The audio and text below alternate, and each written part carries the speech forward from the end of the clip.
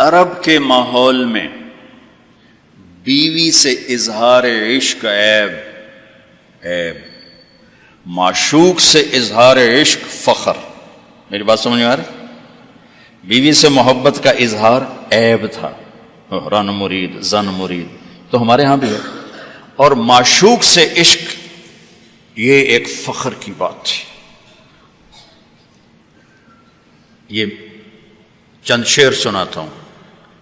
هل تبکین لیلا اذا مت قبلها وقام على قبر النساء النوائح۔ لیلا کے لیے اس کا مجنو، ہم تو مجنو کہتے ہیں، اس کا نام تھا توبہ، توبہ ابن السم الخفاجی، عراق کا قبیلہ تھا۔ خفاج مکے میں آباد ہے اب بھی، نام آیا نا لیلا کا۔ کما لو اصاب الموت لیلا بکیتها وجاد لها دمع من العین صافح، لیلا کا نام آیا۔ واغبط من لیلا بما لا اناله بلا كل ما قرت به العین طائح، پھر بھی لیلا کا نام آیا۔ ولو ان لیلا الاخیلیۃ سلمت علی ودونی جندل وصفائح، لیلا کا نام آیا۔ 4 اشعار ہر بیت میں لیلا لیلا لیلا لیلا، اس کی بیوی نہیں ہے، عشق ہے، اور وہ کھلم کھلا شعر کہہ رہا ہے۔ ترکت ہوا لیلا وسعدا بمعزل وعدت الى مسحوب اول منزلی، سعدا لیلا بثینا، یہ سب سچے کردار ہیں۔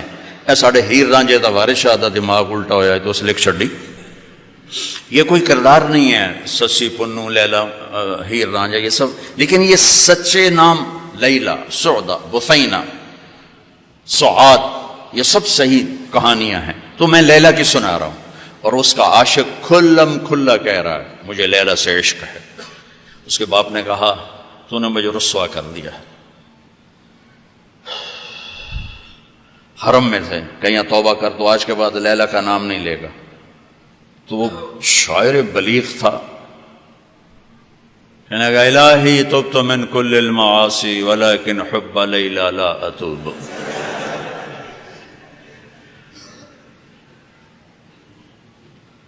اللہم لا تسلبنی حبها ابدا ویرحم اللہ عبدا قال آمین۔ یہ 2 شعر پڑھ کے ابے کو سنا دیے کہ یا اللہ ہر گناہ سے توبہ، لیلا کی محبت سے نہیں، جو میری دعا پہ آمین کہے اس کا بھی بھلا کر دے۔ یہ میں نے آپ کو عرب کا ماحول بتایا۔ اس ماحول میں کسی کا کہنا مجھے بیوی سے پیار ہے جگر گردے کا کام۔ یہ بات سمجھ میں آ گئی؟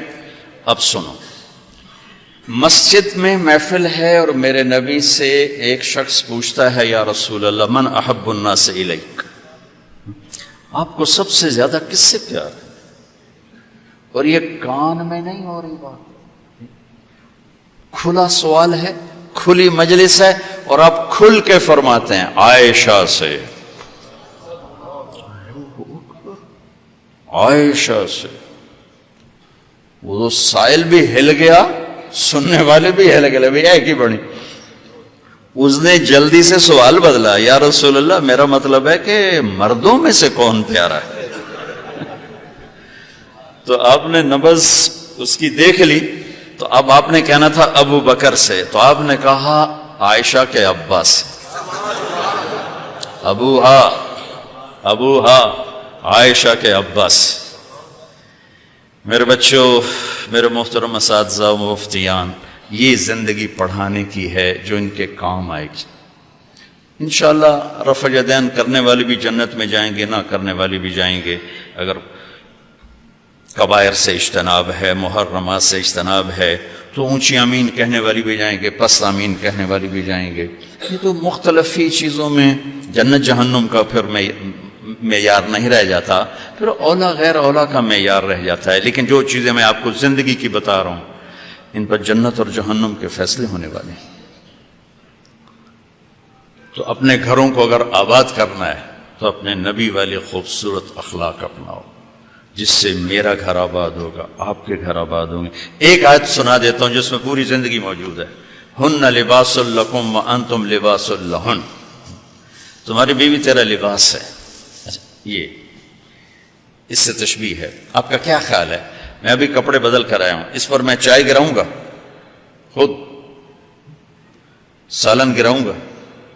بلکہ وہ ضیافت جب کپڑے پہنے ہو نا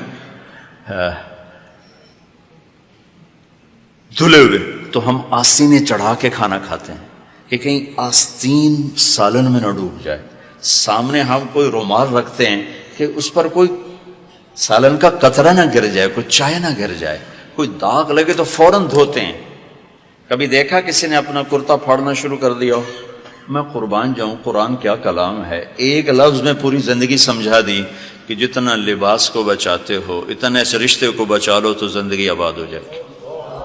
ہن لباس لکم وانتم لباس لہن. اللہ عورتوں سے بھی کہہ رہا ہے کہ تیرا خامن تیرا لباس ہے، اور ہمیں کہہ رہا ہے تیری بیوی تیرا لباس ہے. دونوں کو اللہ نے سمجھا دیا کہ جتنا لباس کی حفاظت کرتے ہو اتنا اس رشتے کی حفاظت کر لو تو گھر آباد ہو جائے. غریب کا بھی مالدار کا بھی. گھروں کی آبادی کا تعلق نہ علم سے ہے، نہ فتوے سے ہے، نہ پیسے سے ہے، نہ فقر سے ہے. گھروں کی آبادی میٹھے بول سے ہے، اچھے اخلاق سے، محبت سے، اظہار محبت سے. ڈاکٹر عبدالحی رحمۃ اللہ علیہ کی پڑھ رہا تھا میں واقعات، تو اس میں انہوں نے خود ہی اپنا ایک واقعہ ارشاد فرمایا کہ میں اپنے ایک مرید کے گھر گیا کھانا کھانے، تو کھانا بہت بڑھیا تھا. تو فرمایا کہ کس نے کھانا بنایا؟ کہا جی بیگم نے. کہا بلاؤ. بلا کر کہا بیٹی آپ نے کھانا بہت اچھا بنایا تھا، آپ کا شکر گزار ہوں. تو اس نے رونا شروع کر دی. تو ڈاکٹر صاحب رحمۃ اللہ علیہ فرمانے لگے بیٹی رونے کی کیا بات ہے؟ کہا حضرت آپ کے مرید کے پاس 30 سال ہو گئے ہیں، ایک دفعہ کبھی اس نے نہیں کہا تو نے کھانا اچھا بنایا. بھائیو حوصلہ افزائی کرو، تعریف کرو. دیکھو خوشامد حرام ہے، تعریف تو حق ہے. وہ جو آتا نا اس کے منہ میں مٹی ڈالو، اس سے مراد تعریف نہیں خوشامد. میں بڑے اشکال میں رہتا تھا کہ حوصلہ افزائی تو حق ہے، اور یہ آ رہا ہے کہ جو تعریف کرو اس کو منہ میں مٹی ڈالو. تعریف تو حوصلہ افزائی ہوتی ہے. پھر ابن ماجہ پڑھاتے ہوئے میرے سارے سوال حل ہو گئے. یا معاذ ایاک والتمادح فانہ الذبح. معاذ خوشامد سے بچنا، یہ ذبح کر دینا ہے. یہ جہاں جہاں یہ لفظ آتا ہے تعریف کرے منہ میں مٹی ڈالو، خوشامد خوشامد خوشامد. تعریف تو میرے نبی تعریف کر رہے، اپنے صحابہ کی کتنی تعریف فرما رہے، موقع موقع پر ان کی تعریف فرما رہے ہیں. تو اپنے رشتوں میں اپنے رشتوں کو پانی لگاؤ میٹھے بول کے ساتھ، تعریف کرو. کھانا بنا دو کیا اچھا بنایا ہے، لباس پہنا کیا خوبصورت لگ رہا ہے. ماں کی تعریف کرو، باپ کی تعریف کرو، استاد کی کرو، استاد شاگردگی کرے. اس سے حوصلہ بڑھتا ہے. خوشامد حرام ہے، تعریف میرا حق ہے، آپ کا حق ہے. میں آپ کی کوئی تحریر دیکھوں، آپ کا کوئی تقریر دیکھوں، آپ کی کوئی چیز دیکھوں تو میرے ذمہ ہے کہ میں آپ کی حوصلہ افزائی کروں. تو رشتوں کو پانی پلانے کے لیے حوصلہ افزائی، تعریف، کمیوں سے درگزر، اس سے میرے عزیزوں گھر آباد ہوتے ہیں. وہ عالم کا گھر ہو، مفتی کا گھر ہو، یا کسی ان پڑھ کا گھر ہو. گھروں کی یہ شکل و صورت 4 دن کا کھیل ہوتا ہے، پھر کشش ختم ہو جاتی ہے. لیکن حسن سلوک، حسن اخلاق ایسا حسن ہے جو ہمیشہ چڑھتے سورج کی طرح چڑھتا ہے، کبھی ڈھلتا نہیں. سورج تو نصف النہار پہ آ کر ڈھل جاتا ہے، اخلاق کا سورج موت سے بھی نہیں ڈھلتا ہے، یہ چڑھتا جاتا ہے چڑھتا جاتا ہے. تو اپنے گھروں کو آباد کریں حسن سلوک کے ساتھ، حسن اخلاق کے ساتھ.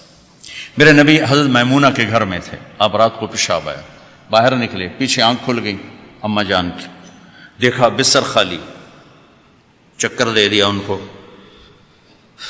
سوکن پنے نے کہنے لگی اچھا میری باری میں مجھے چھوڑ کر دوسری بیوی کے پاس چلے گئے. وہ سوکن پن کنڈی لگا دی. اللہ کے نبی آئے، دروازہ بند. آپ نے دستک دی، میمونہ دروازہ کھولو. کہا میں تو نہیں کھولتی. آپ نے کہا کیوں؟ کہا مجھے چھوڑ کے دوسری بیوی کے پاس چلے گئے. کہا اللہ کی بندی انی حاقن، حاقن کہتے ہیں زور سے پیشاب آیا. کہا مجھے پیشاب آیا تھا بڑے زور کا. کہا کوئی پیشاب نہیں، مجھے پتا ہے آپ کہاں گئے ہیں. وہ حضرت عائشہ پیشاب ہو رہا تھا. تو آپ نے کہا اب میمونہ انا رسول اللہ، میں اللہ کا رسول ہوں، صرف تیرا خاوند نہیں ہوں، میں کیسے خیانت کر سکتا ہوں؟ پھر ان کو کرنٹ لگا، ہوئی پہلے وہ سوکن پنا آئے گا تھا، سوکن، کن کسے کہتے ہیں؟ لوہے کو تیز کرتے ہوئے، دھار بناتے ہوئے جو چھوٹے چھوٹے ذرات اڑتے ہیں نا، ذرات، اس کو کن کہتے ہیں۔ آنکھ میں پڑ جائے نا تو آنکھ آدمی تڑپ جاتا ہے، تو جس کی آنکھ میں 100 ذرے پڑ جائیں اس کا کیا حال ہوگا؟ یہ ہے 100 کن، 100 کن اس سے ہے کہ آنکھوں میں 100 ذرے پڑ گئے، بشر ہے۔ تو انہوں نے کہا، آپ نے کہا میں اللہ کا رسول ہوں، میں خیانت کر سکتا ہوں؟ پھر تو جا کے نا دروازہ کھولا ڈرتے ڈرتے، تو اللہ کے نبی مسکراتے ہوئے آئے اور آ کر اپنے چارپائی پہ لیٹ، ایک لفظ ایک لفظ۔ میرا عزیزو، یہ میرے نبی کی خوبصورت زندگی ہے جس میں یہ سارے دروس موجود ہیں۔ زندگی کو حسین بنانے کے لیے پیسہ نہیں چاہیے، اخلاق چاہیے، شکل صورت بھی نہیں چاہیے، اخلاق چاہیے، اچھے اخلاق، میٹھا بول،